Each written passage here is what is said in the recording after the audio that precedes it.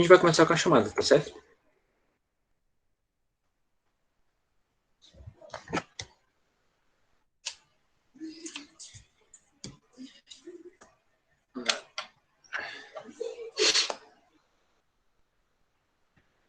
Pronto, aí à medida que forem chegando, eu vou ver se eu consigo completar aqui. Mas vamos lá. Arthur, Camille, Davi, Evelyn, Francisca Ingrid,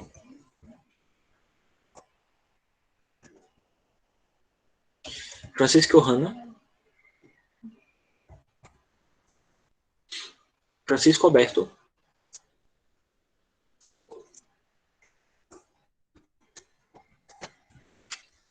Patrício,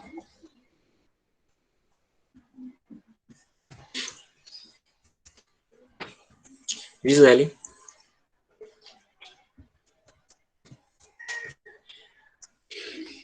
Ian Ribeiro, Isabelle Almeida,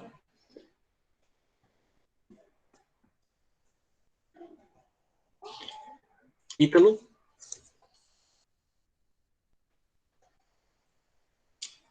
Joana,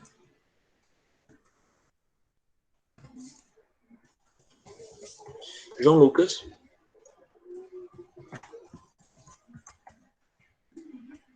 José Matheus, Júlia,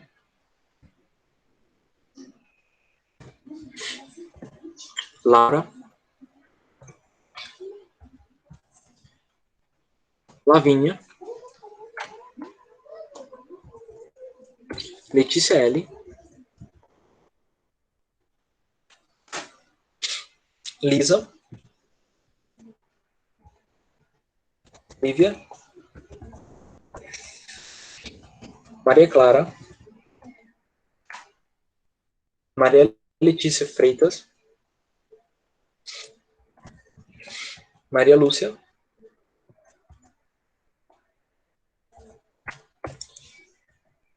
Maria Natália,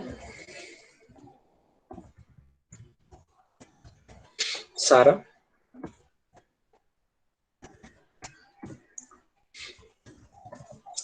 Stephanie, Suiane, Thiago Jefferson, Vitor, Yasmin. Deixa eu ver quantos vieram, uns 10 mais ou menos, né? Pronto, tá? Vamos lá. A gente tá o quê? Na penúltima semana de aulas, né? Então, próxima semana, basicamente já é a última semana antes das provas, tá? Mas vamos lá, tá? Só reforçando a questão da prova, só reforçando mais uma vez o conteúdo, tá? Da prova. Ô, Ítalo, cara, já coloco tua presença, tá?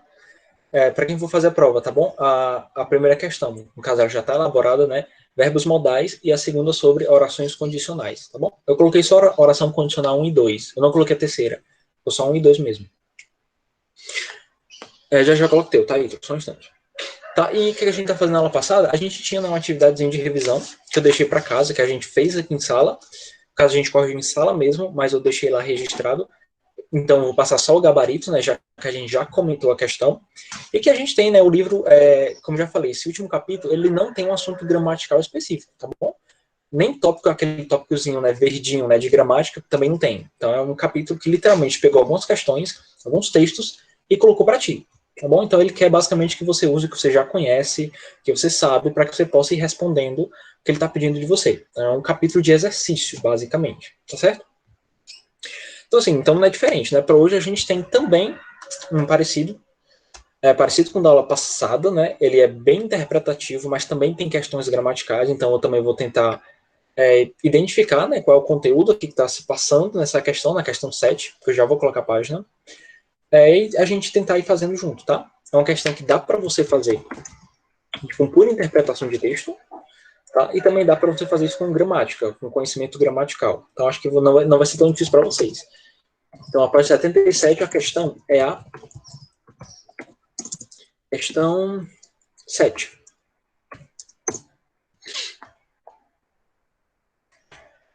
Pronto, questão 7. Vamos lá. Deixa eu colocar outra presença, Ítalo, senão eu esqueço.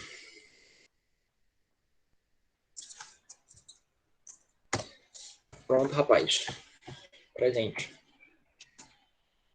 Lisa, deixa eu aproveitar e colocar logo o teu.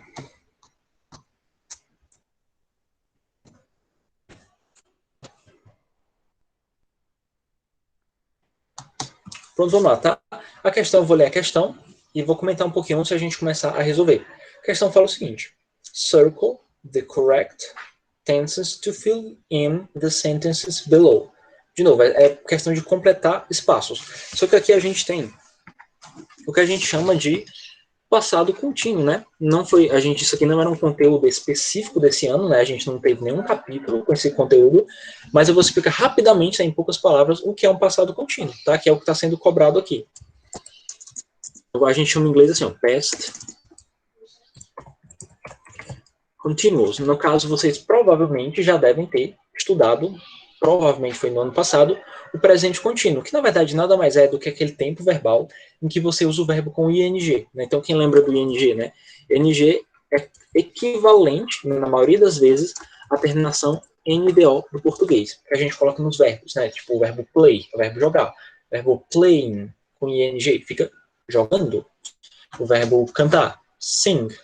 Se eu colocasse ing, singing, ficaria cantando. E assim por diante. Verbo dançar, dance. Se eu colocasse com ing, ele passa a ser dançando, tá? Isso é o que a gente chama, pessoal, de gerúndio, tá? Em português a gente tem esse nome, esse termo, né? Ele também é usado em português, no inglês, tá? Que se escreve assim, ó, gerund, mas ele está sendo meio que abolido com o tempo, tá? Hoje em dia a gente chama isso aí simplesmente de, seja tempo contínuo, presente contínuo, passado contínuo, tá bom? E no caso não tem muitas regras, tá? Você vai pegar o verbo e colocar ing. A única regra, digamos assim, que tu tem que ficar atento, são aqueles verbos que terminam com a letra E. Como, por exemplo, o verbo dance, que eu até coloquei aí, ó. O verbo dance. Quando você vai pegar um verbo, né, que ele tem ing, que ele tem, desculpa, a letra E, e você vai acrescentar o ing, você deve remover, tá, esse E, ficando assim, ó, dancing. A única exceção à regra, tá? Os demais verbos, todos eles, metem um ing que dá certo. E quando é que a gente usa? A gente usa para expressar o quê, né? A gente usa gerúndio para quê? É só tu pensar em português também, que faz sentido. Geralmente, quando a gente usa um verbo no gerúndio, cantando, pulando, dançando, estudando, fazendo, brincando, a gente está falando de uma ação contínua, que está em processo, que está acontecendo, tá? E o que é que a gente repara? Que geralmente antes desses verbos, no gerúndio, o que é que a gente tem? O verbo ser. Ou o verbo ser ou o verbo estar. Geralmente é o verbo estar. Por exemplo, eu estou cantando, eu estou pulando, eu estou dançando. Então é como se fosse uma combinação, tá? Então, esse gerúndio, eu até poderia colocar assim, né? O gerúndio. Laura, já coloco tua frequência, que eu fechei aqui, já eu abro, tá bom? Então eu poderia colocar aqui uma seguinte observação. O gerúndio ocorre geralmente após o verbo to be, tá? O verbo to be do inglês, que é o verbo ser ou o verbo estar. Por exemplo, eu quero falar, por exemplo, assim, eu estou estudando para o teste. Note, olha a forma do verbo, estudando, tá? Eu estou estudando. Você nota que você tem um verbo to be antes do gerúndio. Então, ficar em inglês assim, ó, I am studying, colocando o verbo ing, for the test. Eu estou estudando para o texto. Isso é o básico do gerúndio que a gente aprende, tá? Isso para os demais pronomes, né? Por exemplo, he is studying. Ele está estudando. Só que aqui está tudo no presente. O que é que acontece? A gente pode construir esses tempos contínuos, né, que a gente chama, também podem acontecer no passado. Então, como é que eu faço um tempo contínuo no passado? Que agora sim é exatamente o que está sendo cobrado nessa questão. Você escrever essas formas verbais no passado. Você basicamente. Tá certo, tá, Ingrid? Já coloca o teu e da Laura. Geralmente em inglês, a gente só vai precisar pegar o verbo to be e colocar ele no passado. Então, resumidamente, o passado contínuo nada mais é do que o verbo to be no passado, mais o verbo com gerúndio. Vou até colocar aqui a fórmula, vamos dizer assim, e colocar o exemplo. Ó. Passado continuous é igual a Nós temos o sujeito, claro, vai ter que ter o sujeito, né? A gente vai ter o sujeito, o verb to be no passado, e o verbo principal com ing, ou gerúndio, ou chame como você quiser.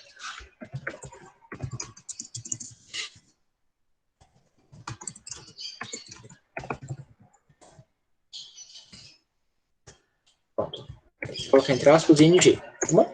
O que a gente precisa fazer para terminar de relembrar? A gente precisa lembrar o verbo to be no presente, todo mundo conhece, né? I am, you are, he is, she is, it is, tá bom? Agora, no passado é que muita gente esquece, tá? Então, ficaria assim no passado, para cada pronome. O I fica I was. O you were. O he was. O she was. O it was. O we fica we were. O you que se repete, né, já que ele também pode significar plural. O you fica were. E o they fica were também. Então, traduzindo é o seguinte: eu era, ou eu fui. Você era, ou você foi. Ele era, ou ele foi. Ela era, e assim por diante, tá? É só a forma do passado. Então, o passado perfeito a gente constrói isso aí mais o gerúndio. Um exemplo aqui, ó.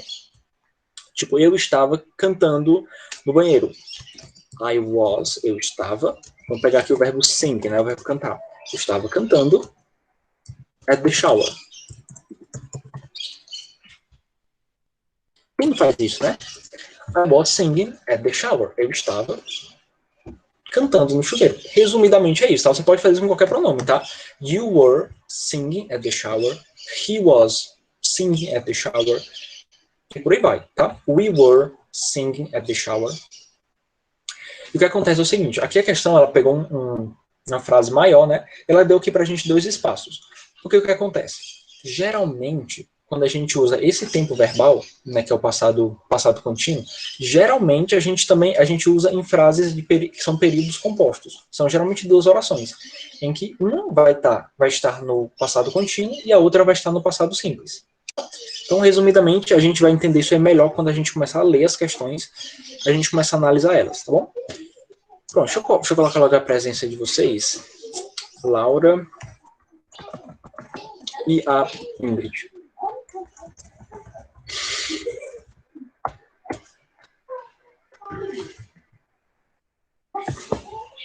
Eu sei que alguns fizeram, porque eu dei uma olhadinha, estava dando uma olhada nos livros, e alguns já terminaram de fazer o livro todo. Acho que deve estar, se quiser ajudar na resposta, tá? Mas a primeira questão a gente tem o seguinte, a letra A. A gente tem Sheila, tracinho, her baby to sleep when someone, tracinho, on the door. Então, o que a gente tem aqui? A intenção da frase é dizer o seguinte, ó. Sheila estava pondo, digamos assim, o bebê dela para dormir quando alguém bateu na porta. Você nota que olha os verbos que eu estou utilizando, ó. Sheila, eu vou colocar a resposta e comentando, tá? Essa aqui deixa, você não precisa responder. Eu respondo e você só acompanha. O primeiro espaço vai ser assim, ó. Sheila estava pondo, Sheila was putting her baby to sleep when someone knocked the door. A gente traduz da seguinte forma, Sheila estava dormindo, estava pondo o bebê para dormir, quando alguém bateu na porta. Então você nota que a gente está usando as duas formas os 2 tempos verbais. A primeira oração a gente está usando o passado contínuo e a segunda o passado simples, que é bateu, né? Inclusive, geralmente esse é o contexto, tá? Porque geralmente, quando você fala que estava fazendo alguma coisa, uma outra coisa estava acontecendo ao mesmo tempo. Por isso que em inglês, geralmente, você vai achar esse tipo de tempo verbal em contextos maiores. Porque você sempre vai dizer, olha, eu estava jogando bola enquanto ele estava em casa. Você está sempre combinando com outro tempo verbal, tá? Esse é geralmente o contexto que a gente acha esse tipo de tempo, tá bom? Então a letra B tem o seguinte, ó. I can't believe it. Então, eu não consigo acreditar nisso. E detalhe de pronúncia, tá? Eu falei isso para vocês quando a gente estava estudando sobre os modais. Esse modal, que é o cannot, ele pode ser pronunciado can't, com som de E, tá? Can't. Ou ele também pode ser pronunciado como can't, com som de O. As duas estão corretas, tá? Can't, geralmente quem fala é americano. Can't, geralmente é no inglês britânico. Você pode falar de qualquer jeito, tá?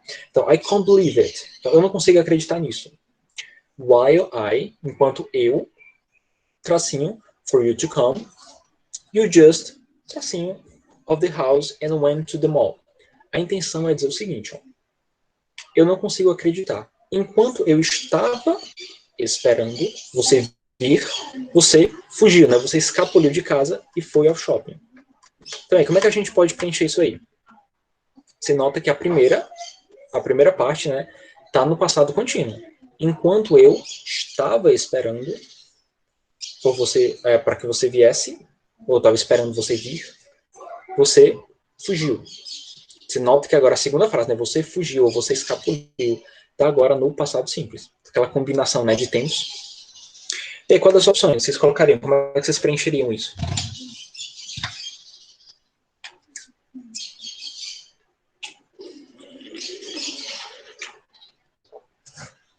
Você pode ir combinando, né? Lembrando que as opções, elas estão nos parênteses, tá? Você pode ir combinando e ver até qual é que você acha melhor. Qual é que faz mais sentido.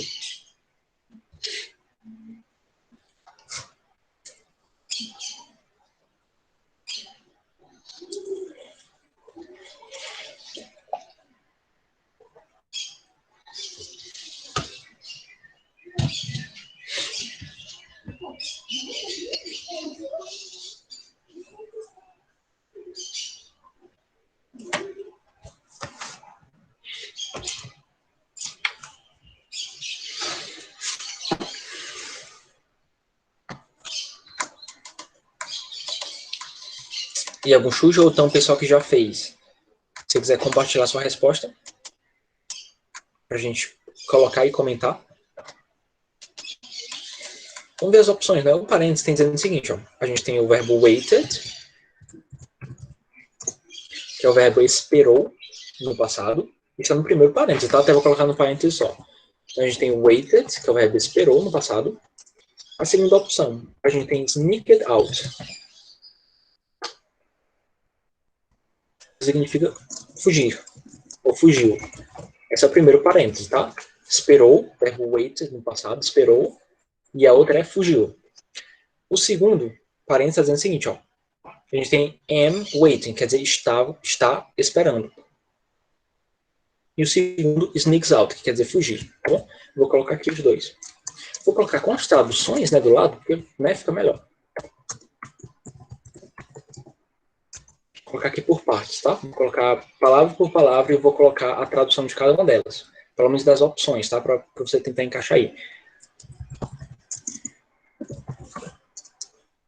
Então, waited é esperou. O segundo está aparecendo. É sneaked out. Quer dizer, fugiu ou escapuliu, tá? Você pode traduzir das duas formas.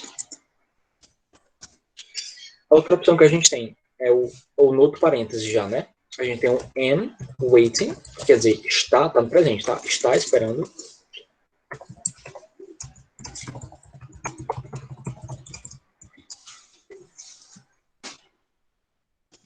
Estou esperando. Pronto. Depois a gente tem sneaks out, quer dizer, fugir, é o presente, né? Fugir ou escapulir. Outra opção que a gente tem, nós temos a última, né? A gente tem esse was waiting, que quer dizer estava esperando.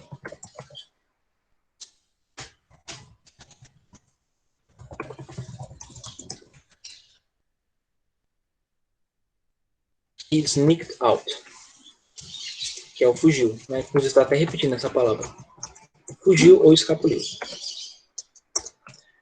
Então, vamos lá. Eu coloquei assim, as duas primeiras palavras fazem parte dos primeiros traduções que eu coloquei, fazem parte do primeiro parêntese, tá? Tá tipo em pares, tá bom? Porque eu não consigo colocar o parêntese aqui no chat e colocar a tradução ao mesmo tempo. Não sei porquê, eu não conseguiria organizar isso. Mas tá aí, pelo menos, os termos que tá como opção para você escolher estão aí, tá? Vou ler até de novo a questão. Ó. Eu não consigo acreditar enquanto eu, alguma coisa, por você vir, você, alguma coisa, de casa e foi ao shopping.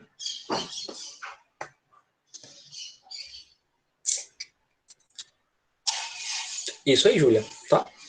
Isso aí. Então, eu não consigo acreditar enquanto eu estava esperando você vir, você fugiu do shopping. É exatamente aquilo que eu comentei no começo, né? A gente está usando aí o passado contínuo, né? Que é esse was, que é o verbo to be no passado. E geralmente, quando ele aparece na frase, a outra parte da frase vai estar no passado simples. Aquela combinação de resultados. Então, sim, Júlia, é o último parêntese. Vou até colocar aqui, ó.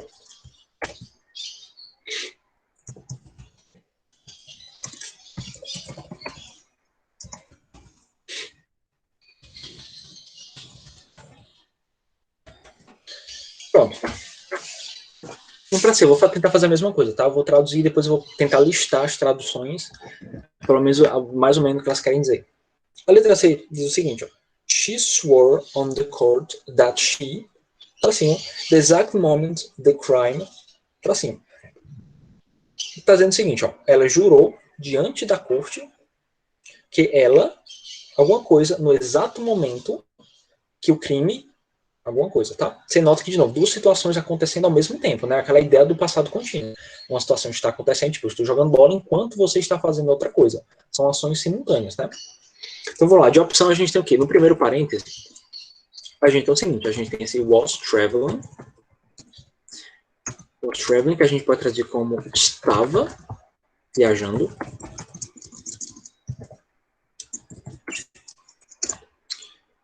Desculpa, eu vou colocar num parêntese só, tá? Para ficar mais fácil, coloquei separado. Vou colocar num parêntese só.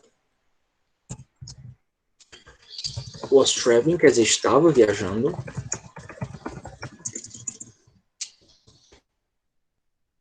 E a outra opção que a gente tem é occurred, que no caso é ocorreu. Esse é o primeiro parêntese, tá? As primeiras opções. O segundo parêntese diz o seguinte, ó.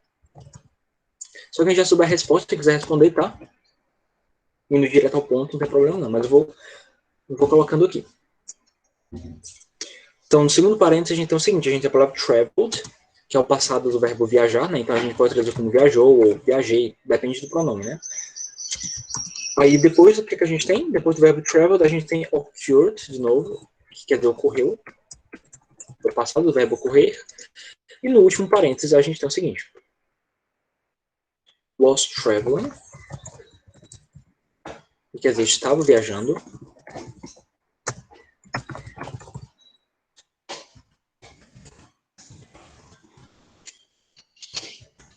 E a gente tem o verbo occur, só que ele está no presente agora. A gente pode traduzir como ocorre, tá certo? Pronto, aqui essas são as opções, essas são as possibilidades que a gente tem.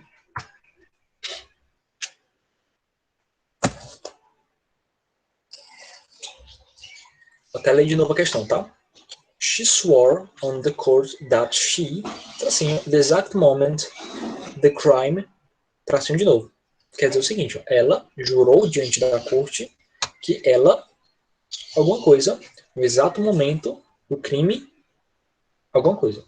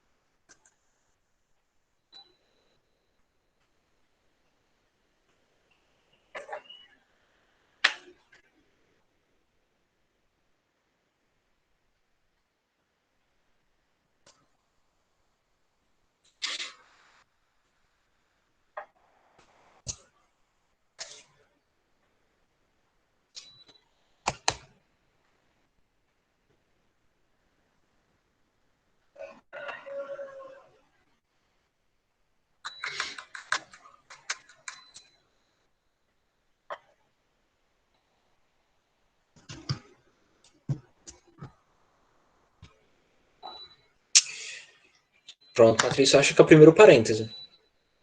Alguém discorda? Alguém marcou uma outra opção? Alguém acha que uma outra se encaixa?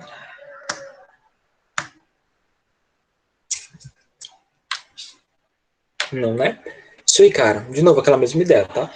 Geralmente, então, se a gente tem em uma parte da frase, a gente tem o passado contínuo, que é o verbo to be mais o verbo no gerúndio, o outro lado da oração vai estar no passado simples, tá? Até para que fique um melhor sentido. Por isso que você colocando o primeiro parênteses, você pode traduzir tudo assim, ó. Ela jurou diante da corte que ela estava viajando no exato momento que o crime aconteceu.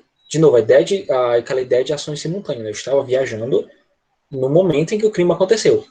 Esse tempo aqui está no passado contínuo, estava viajando, é uma ação contínua, e o outro evento que estava acontecendo ao mesmo tempo estava no passado simples. Tá? Eu estava viajando no momento em que o crime ocorreu. Esse ocorreu é passado simples.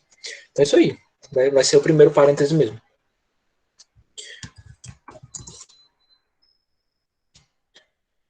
Então ficou was traveling.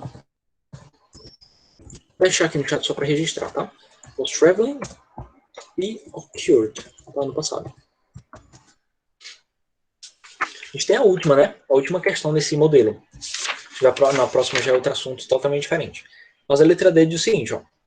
Ah, detalhe, isso aqui é uma pergunta, né? Isso aqui é interessante, porque quando a gente está estudando Web2B, não sei se vocês acho que faz bastante tempo, né, que vocês estudaram, acho que foi sexto ano, não sei, que quando a gente vai fazer uma pergunta, dependendo do tempo verbal, a gente usa os verbos auxiliares, né? Se, por exemplo, for uma pergunta no presente, a gente usa o do, ou does, né? Dependendo se for terceira pessoa.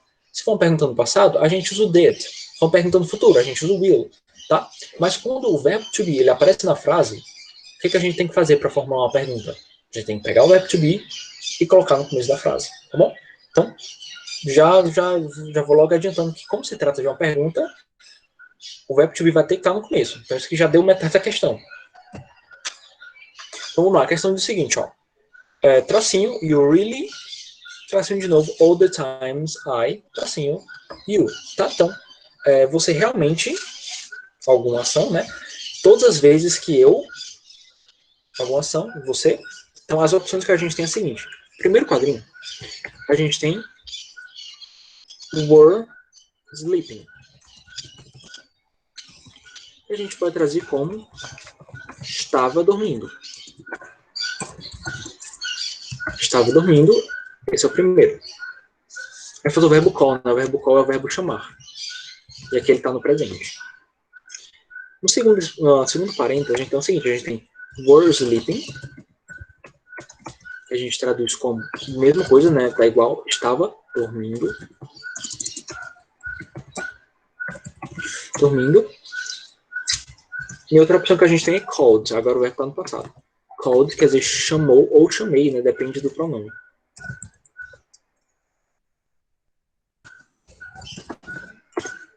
E o último parêntese, a gente tem, de novo, were sleeping. Vou até colocar de novo, estava dormindo, mesma tradução. E a gente tem calls. Dá para ver, tem um S, né? Então tudo indica que esse verbo está no presente. Então podemos trazer como chama. Como se fosse terceira pessoa, né? Porque tem um S. Então aí a gente tem essas opções.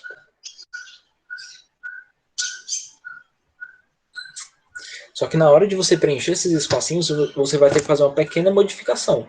Porque como se trata de uma pergunta, o que a gente vai precisar fazer? A gente vai precisar pegar o verbo to be, que nesse caso é o verbo were, tá? É o verbo to be no passado. A gente vai ter que colocar ele no começo da frase. E como todas as opções têm esse were sleeping, a primeira parte já está feita, né? Porque todos os parênteses têm as primeiras opções iguais.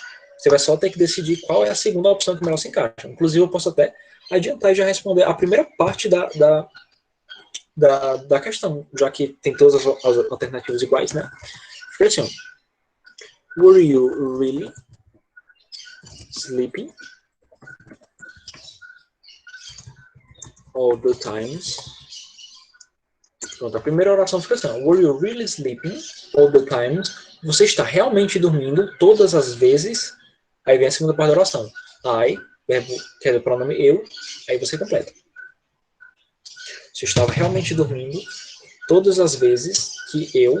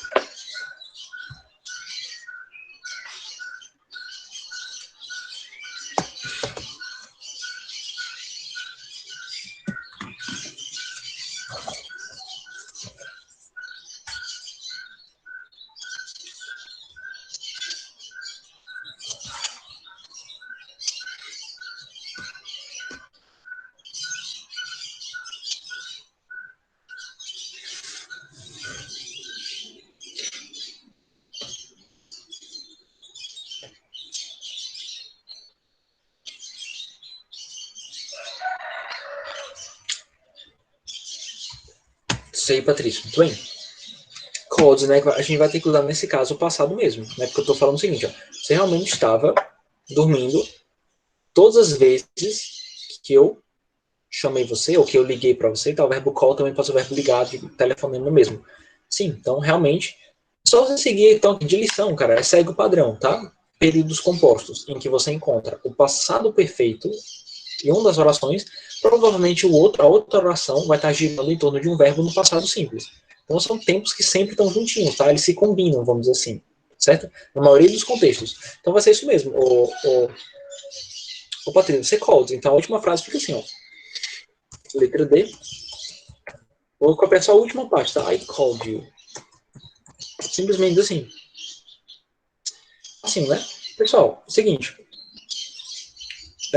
Eu ia deixar, que a gente vê que a hora a gente tem 3h50. Eu estava pensando em deixar a tarefa seguinte para casa. Quer dizer, eu tinha um plano de fazer em sala. A questão 8, tá? Que era sobre o discurso direto e indireto. Que meio que não precisa de explicação, porque a gente tem várias anotações.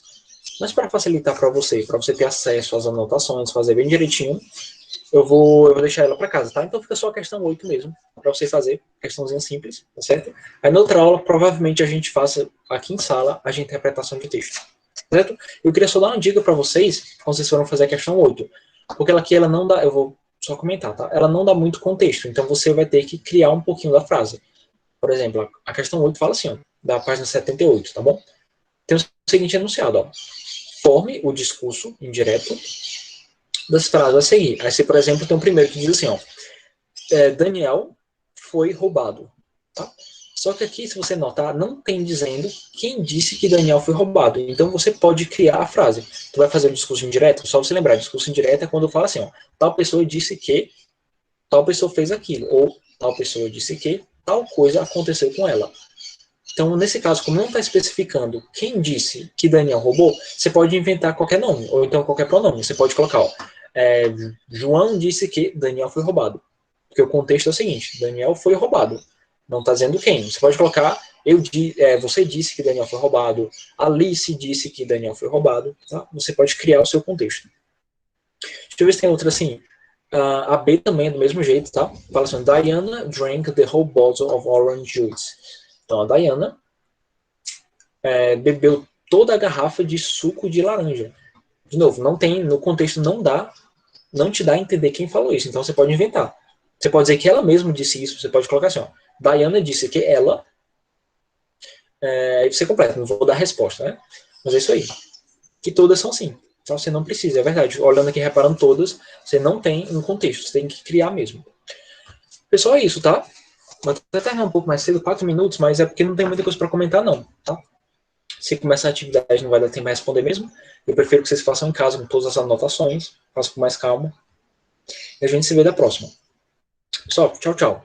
Bom, até a próxima.